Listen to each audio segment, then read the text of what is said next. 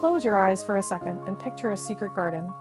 Wild and varied, full of textures and colors you didn't know existed.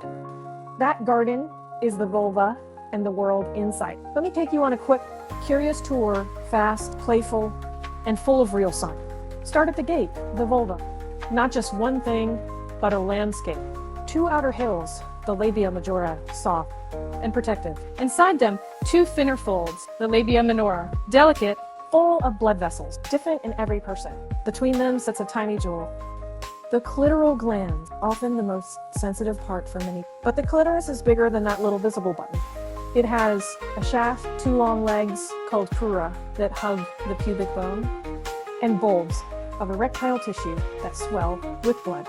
Think iceberg. What you see is small. What you don't see is vast. Slide inward. The urethra is a short tube for urine.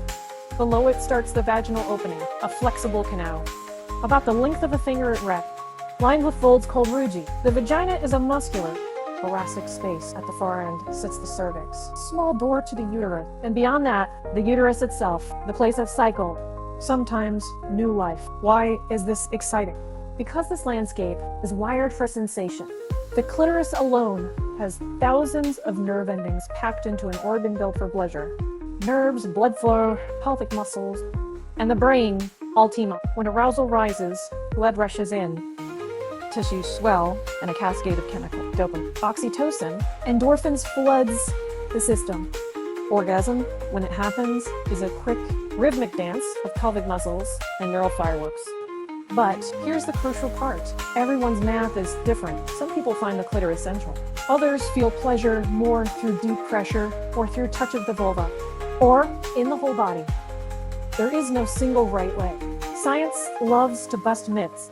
The G-spot was named after a researcher, but whether it's a distinct organ is still debated. What we do know is this: the internal parts of the clitoris, the vaginal walls, and the pelvic floor can all contribute to sensation. Hormones matter too. Your cycle, stress levels, sleep, and health shape how you feel. Birth and aging change tissue and sensitivity, and that's normal. This is also a story of culture. For centuries, female pleasure was ignored, hidden, or silent. Learning the true anatomy is an act of rebellion and of empowerment. Knowing names, shapes, and functions helps you speak up. Ask for care and make safer choices. Practical, not prurient. Learn with a mirror. Study a trustworthy anatomy illustration. Visit a campus health nurse and talk openly with partners about consent and comfort. Protect your health with regular STI testing and barrier methods when needed.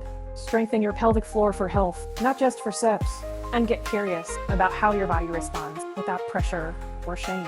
So step into that garden with respect, and wonder and science on your side. The female sexual anatomy is not a mystery to be solved by rumor.